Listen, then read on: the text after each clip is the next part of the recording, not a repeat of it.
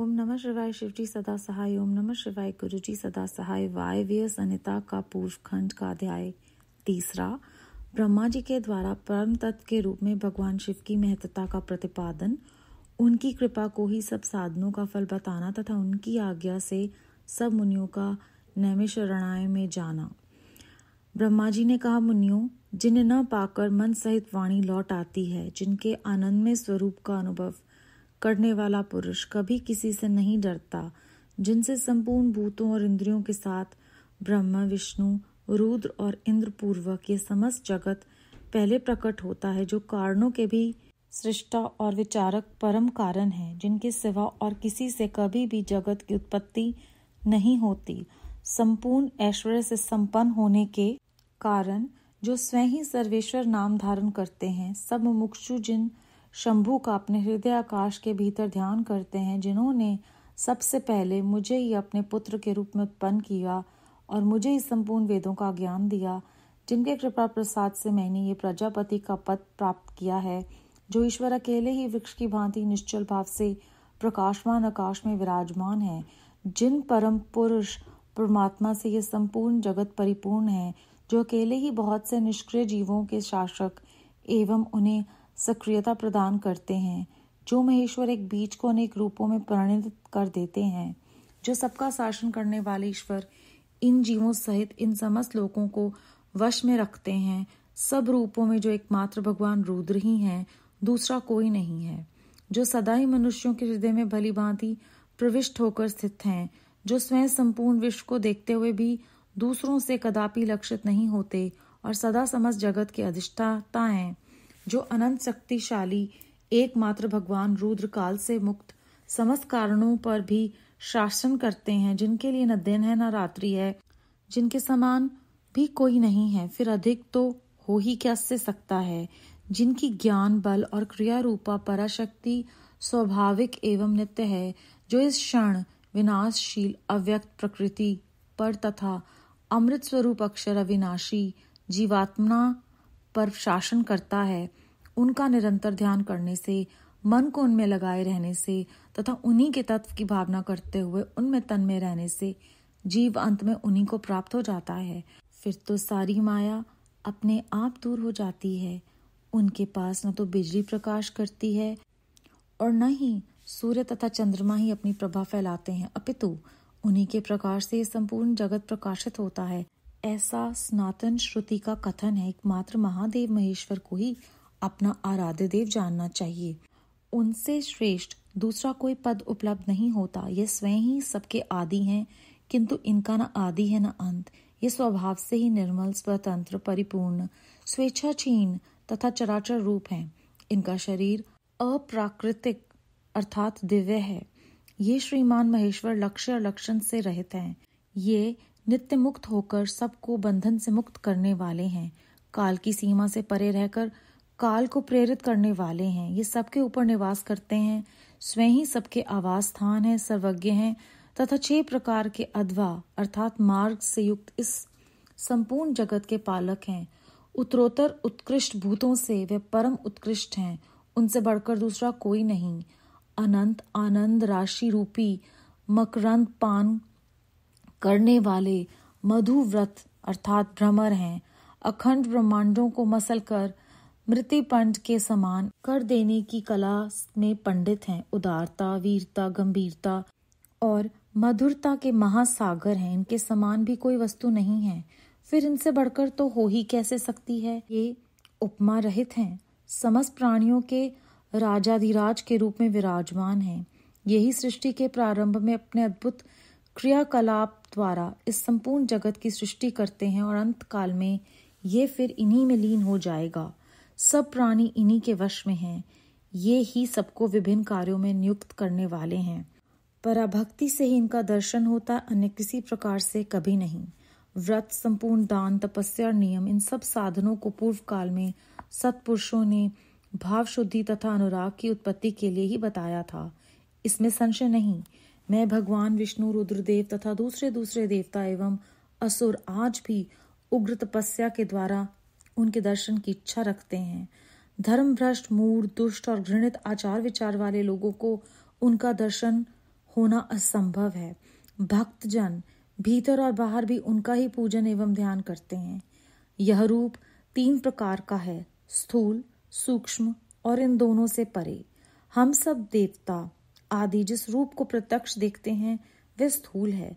सूक्ष्म रूप का दर्शन केवल योगियों को होता है और उससे भी परे जो नित्य ज्ञान स्वरूप आनंदमय तथा अविनाशी भगवत स्वरूप है वह उसमें निष्ठा रखने वाले भजन परायण भक्तों की ही दृष्टि में आता है।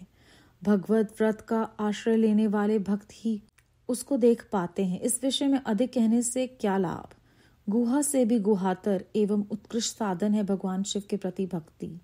जो उस भक्ति से युक्त है वह संसार बंधन से मुक्त हो जाता है, इसमें संदेह नहीं।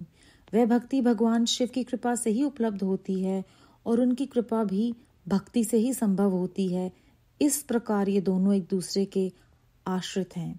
ठीक वैसे ही जैसे अंकुर से बीज और बीज से अंकुर होता है। जीव को भगवत कृपा से ही सर्वत्र सिद्धियां मिलती हैं। संपूर्ण साधनों से अंत में भगवान की कृपा ही साध्य है। अंतकरण की शुद्धि या प्रसाद का साधन है धर्म, और उस धर्म के स्वरूप का प्रतिपादन वेद ने किया है। वेदों के अभ्यास से पहले के पुण्य और पापों में समता आती है। उस समता से प्रसाद अर्थात प्रसन्नता या अंत शुद्धि का संपर्क प्राप्त होता है और उससे धर्म की वृद्धि होती है। धर्म की वृद्धि से पशु अर्थात जीव के पापों का क्षय होता है। इस तरह जिसके पाप क्षीण हो गए हैं उस जीव को अनेक जन्मों के अभ्यास से क्रमशः उमा महेश्वर के तत्व का ज्ञान प्राप्त होकर उसके हृदय में उनके प्रति भक्ति का उदय होता है। उस भक्ति भाव के अनुरूप ही महेश्वर के कृपा प्रसाद का उद्रेक होता है। उस प्रसाद से कर्मों का त्याग होता है।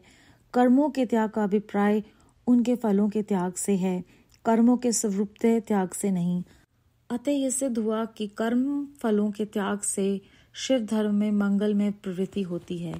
इसीलिए शिव का कृपा प्रसाद प्राप्त करने के उद्देश्य से तुम सब लोग अपने स्त्री पुत्रों और अग्नियों के साथ वाणी और मन के दोषों से रहित होकर एकमात्र भगवान शिव का ही ध्यान करते हो।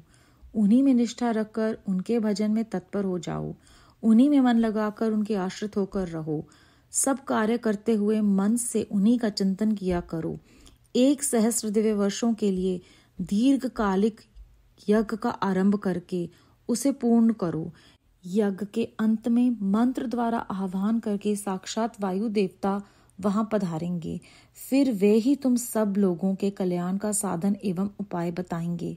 तत्पश्चात तुम सब लोग परम सुंदर पुण्यमयी वाराणसीपुरी को जाना, जहां पिनाक पाणी श्रीमान भगवान विश्वनाथ भक्त जनों पर अनुग्रह करने के लिए देवी पार्वती के साथ सदा विहार करते हैं। द्विज उत्तमों, वहां तुम्हें बड़ा भारी आश्चर्य दिखाई देगा। उस आश्चर्य को देखकर तुम फिर मेरे पास आना, तब मैं तुम्हें मोक्ष का उपाय बताऊंगा। उस उपाय से एक ही जन्म में मुक्ति तुम्हारे हाथ में आ जाएगी, जो अनेक जन्मों के संसार बंधन से छुटकारा दिलाने वाली होगी।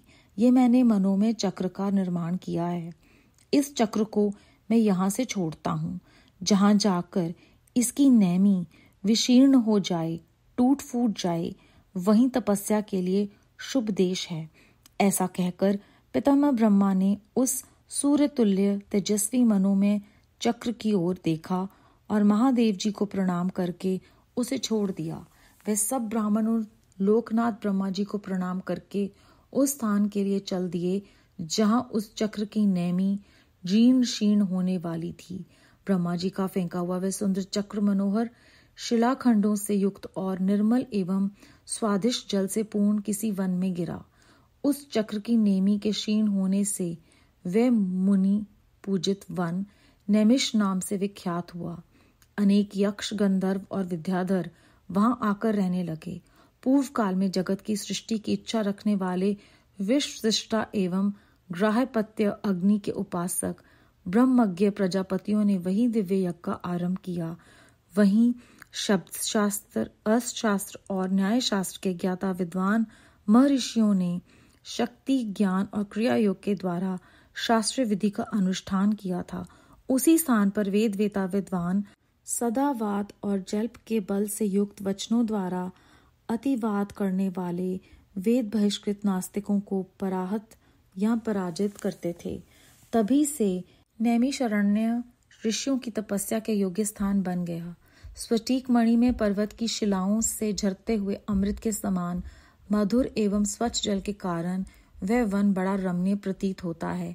वहां प्राय अत्यंत रसीले फल देने वाले वृक्ष हैं तथा उस वन में हिंसक जीव जंतुओं का अभाव है। अध्याय 3 समाप्त। इस अध्याय के आरंभ में ब्रह्मा जी बताते हैं कि जिन्हें न पाकर मन सहित वाणी लौट आती है, जिनका अनन्य स्वरूप अनुभव करने वाला पुरुष निडर हो जाता है, जिनसे संपूर्ण भूतों और इंद्रियों के साथ ब्रह्मा, विष्णु, रुद्र और सारे देवता और जगत प्रकट होता है, जो कारणों के सृष्टा हैं, विचारक परम कारण हैं, जिनके सिवा और किसी से भी इस जगत की उत्पत्ति नहीं होती, जिनका सब मुमुक्षु अपने हृदय में ध्यान करते हैं, जिन्होंने मुझे अपने पुत्र के रूप में उत्पन्न किया है, जिनकी कृपा प्रसाद से प्रजापति का पद ब्रह्मा जी ने प्राप्त किया है, जो अकेले ही निश्चल हैं और परम पुरुष परमात्मा हैं, जो अकेले ही बहुत से निष्क्रिय जीवों के शासक हैं और समस्त जीवों में सक्रियता प्रदान करते हैं, वो एकमात्र शंभु शिवजी भगवान हैं, जो स्वयं संपूर्ण विश्व को देखते हुए कभी भी कहीं भी लक्षित नहीं होते और सारे जगत के अधिष्ठाता हैं, जो विनाशशील हैं, स्वयं ही वे प्रकृति हैं, अविनाशी हैं और सब जीवात्मा पर वो शासन करते हैं। उन्हीं में मन को लगाकर हम उन्हें पा सकते हैं और जो स्वभाव से निर्मल हैं, स्वतंत्र हैं, परिपूर्ण हैं, स्वेच्छाधीन हैं तथा चराचर जगत में व्याप्त हैं, वो दिव्य शिवजी महाराज ही परम पिता परमेश्वर हैं, जो सबको बंधन से मुक्त करने वाले हैं। भक्ति से युक्त संसार बंधन से मुक्त हो सकते हैं। उनकी कृपा से ही भक्ति जो है वो संभव हो सकती है। ये दोनों बातें एक दूसरे पर निर्भर हैं। भक्ति करेंगे तो संसार से मुक्ति मिलेगी और भक्ति जो है वो उनके कृपा प्रसाद से मिलेगी। ठीक उसी प्रकार जिस प्रकार अंकुर से बीज और बीज से अंकुर होता है, उसी प्रकार उनकी भक्ति जो है वो उनकी कृपा से होती है। अंतकरण की शुद्धि का प्रसाद का साधन धर्म है और उनकी कृपा से ही धर्म में वृद्धि होती है। जैसे जैसे धर्म में वृद्धि होती है, वैसे वैसे पापों का क्षय होता है। उनके प्रसाद से ही कर्मों का त्याग होता है। कर्मों के त्याग का अभिप्राय ये है, कर्म करने हैं लेकिन उनके फल की इच्छा नहीं करनी। जब वाणी और मन से दोषों से रहित होकर एकमात्र शिवजी का ध्यान करते हैं तो उनकी कृपा से एक दिन उन्हीं का रूप हो जाते हैं। और हम सबको यहाँ पर इस अध्याय में ये प्रेरणा दी है कि उन्हीं में निष्ठा रखकर उन्हीं का नाम जपो और कुछ करने की जरूरत नहीं है। उसके बाद उन्होंने ये कहा कि अब तुम्हें 1 सहस्त्र वर्षों के लिए एक यज्ञ करना होगा। उसके बाद वहाँ पर जब वायुदेव तुम्हें कुछ बताएंगे, फिर तुम्हें जो वहाँ पर दिखेगा वो देखकर मेरे पास आना, फिर मैं तुम्हें मोक्ष का उपाय बताऊंगा। और वहाँ पर जहाँ पर उन्हें जाना है उसके लिए वो ये कहते हैं कि मैं मनोमय चक्र का निर्माण करूंगा और उस चक्र को छोड़ूंगा। जहाँ उसकी नैमी विशीर्ण हो जाए वहीं जाकर तुम्हें तपस्या करनी है। इस प्रकार सभी ऋषियों ने उस जगह पर जाकर तपस्या की और वो स्थान इतना पवित्र हो गया जहाँ पर नास्तिक वेद बहिष्कृत लोग पराजित हो जाते हैं। और वहाँ पर जो जल है वो बहुत मीठा है, अत्यंत रसीले फल देने वाले वृक्ष हैं और उस वन में हिंसक जीव जंतु नहीं हैं। ये वहाँ पर तपस्या का जो है वो फल है। तो हम सबको मार्गदर्शन दिया जाता है कि जब हम निष्ठापूर्वक भगवान शिव में अपना ध्यान लगाएंगे, उनकी तपस्या से न सिर्फ हमारे अंतकरण की शुद्धि होगी बल्कि आसपास जो है वो पवित्रता होगी, जो इस अध्याय में हमने अभी सुना है। बेअंत शुक्राना गुरु जी महाराज। ओम नमः शिवाय। शिव जी सदा सहाय। ओम नमः शिवाय। गुरु जी सदा सहाय।